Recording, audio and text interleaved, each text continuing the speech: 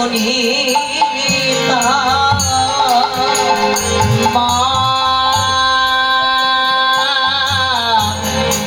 মা মা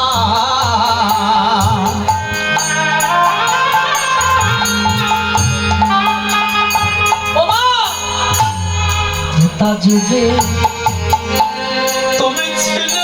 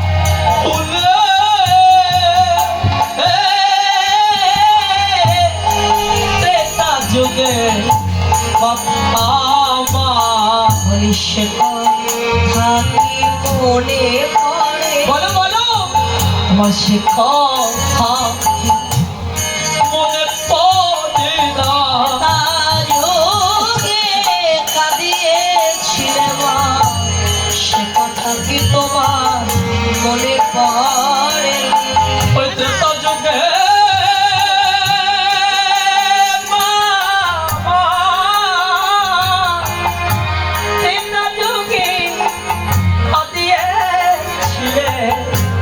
সে কথা কি তোমার মনে পড়ে না ত্রেতা যুগে তুমি ছিলে দশরথ বনিতা বনিতা মানে বউ বা স্ত্রী তোমার নাম ছিল কইকেয়ী যেদিন রাজা দশরথ যুদ্ধে ক্ষতবিক্ষত হয়ে ঘরে ফিরে এসেছিলেন তুমি রাজা দশরথকে সেবায় সন্তুষ্ট করেছিলে রাজা দশরথ তোমাকে খুশি হয়ে দুটি বর দিতে চেয়েছিলেন তুমি বলেছিলে আমি আজকে নেব না আমার সময় মতো আমি চেয়ে নেব চেয়েছিলে কবে যেদিন রামের অভিষেক মাতা কইকেয়ী আনন্দে আত্মহারা হয়ে মালা গাচ্ছে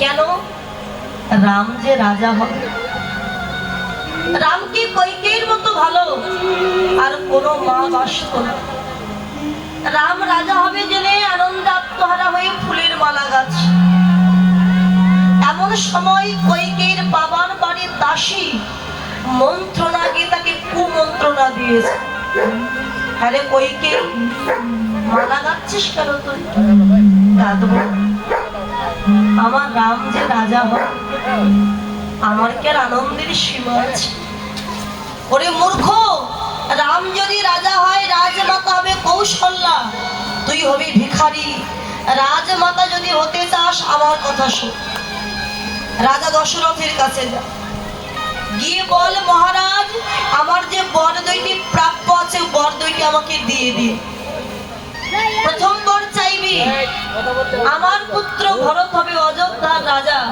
আর দ্বিতীয় বর চাইবি রামকে 14 বৎসরের জন্য বনবাসে যেতে হবে এখানে তত্ত্বটা দাঁড়িয়ে আছে রাম বনে গেলে এটা আমরা সবাই জানি কিন্তু কেন গেল এটা আমরা জানি না দেখুন এই যে মাতা কইকেয়ী তিনি তো চেয়েছিলেন ভালো হতে সৎ পথে যেতে রামকে ভালোবাসতে কিন্তু তাকে সৎ পথে যেতে দেয়নি কে তার বাবার বাড়ির দাসী মন্ত্রণা তাকে কুমন্ত্রণা দিয়েছিল ঠিক তেমনি এই জড়জগতে যদি কোনো মানুষ সৎ পথে যেতে চায় ভালো কাজ করতে চায় আশেপাশে কিছু মন্ত্রণা আছে তাকে গিয়ে কুমন্ত্রণা দেবে, ভালো পথে যেতে দেবে না। তুই এগুলো করিস না, এটা করলে ওটা হবে, তোর অমঙ্গল হবে। ভালো পথে যেতে গেলে আপনার সমস্ত কাজে বাধা হয়ে দাঁড়াবে। এরা হচ্ছে মন্ত্রণা, এরা মানুষের ভালো দেখতে পারে না। তার মন্ত্রণার কথা শুনে কইকেয়ী দশরথের কাছে গেল, মহারাজ আমার যে বর দুইটি প্রাপ্য আছে আমাকে দিয়ে দিন। বলো তোমার কি বর চাও? আমার প্রথম বর, আমার পুত্র ভরত হবে অযোধ্যার রাজা।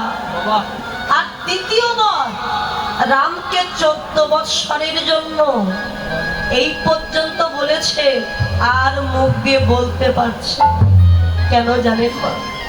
কইকেয়ীর আত্মা বাদী হয়েছে। বাদী হয়ে কইকেয়ীকে ডেকে বলছে, রে বলিস না এমন কথা।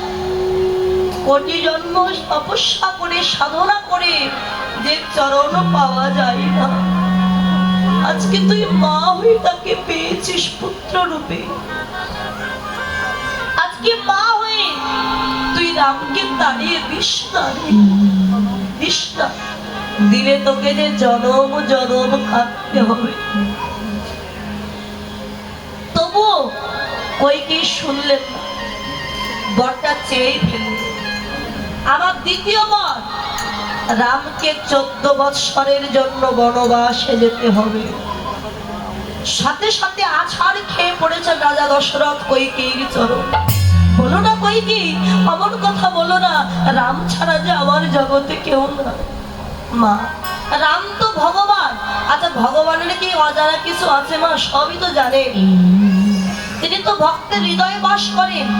তবে তিনি কি পারতেন না মা কইকেয়ীর বদন দিয়ে কথাটা না বলাতে? তবু বলিয়েছিলেন। এটা কিন্তু কইকেয়ীর কথা ছিল না, এই বনবাসে যাবে এটা ছিল রামের কথা। কেননা রামচন্দ্র রাজা হবেন রাত্রেবেলা, তার আগে রাত্রেবেলা রাম গেছেন কইকেয়ীর কাছে। মা, কে রাম? এসেছিস বাবা? আর একবার আমার পাশে এসো। মা গো, তুমি তো আমাকে ভালোবাসো, আজকে যদি আমি তোমার কাছে কিছু চাই আমায় দেবে মা? রাম, তোর জন্য আমার জীবনটা দান করে দিতে পারি। বল বাবা, তুই কি চাস? যা চাইবি আমি তোকে তাই দেব বাবা, বল কি চাস? মা, পিতা যদি রাজ্যাভিষেক করে আমাকে রাজত্ব দিয়ে দেয়, সারা জীবন রাজা হয়ে বসে থাকতে হবে এই অযোধ্যায়। কিন্তু মা গো, ওই বনের মধ্যে আমার কত ভক্ত বসে আছে, দিবানিশি নয়নের জলে মুখ ভাসিয়ে হা রাম দেখা দাও, হা রাম দেখা দাও বলে তারা নয়ন জলে মুখ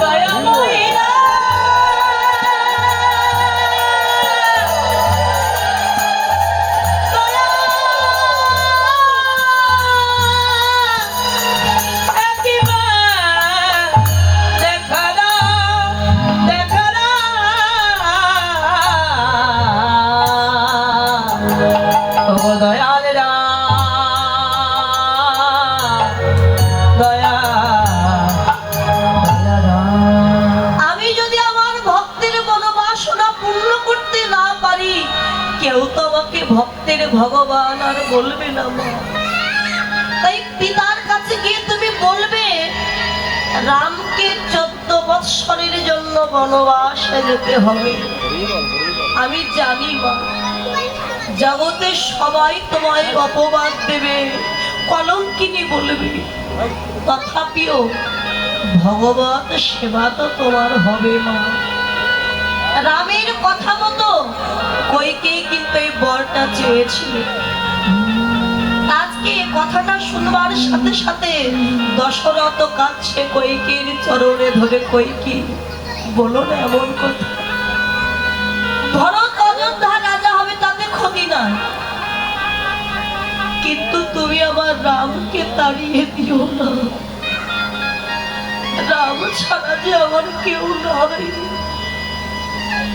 ফিরিয়ে নাও তোমার বর। কিন্তু কইকেয়ী বর ফিরালেন। এদিকে রাম রাজা হবে জেনে মাতা কৌশল্যা জ্বালানো রতন প্রদীপটি হাতে নিয়ে আরে অর্ধ অবগুণ্ঠনে নৃত্য করতে করতে ধেয়ে আসছে, কেন আমার রাম রাজা হবে। এমন সময় জ্বালানো প্রদীপটি পায়ে ধাক্কা লেগে হাতের প্রদীপটি নিভে গেল।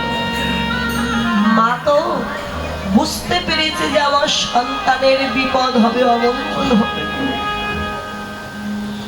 কৌশল্যা মা ধীরে ধীরে এগিয়ে গিয়ে দেখতে পেলেন রাম ভিখারির বেশে দাঁড়িয়ে আছে। বাবা রাম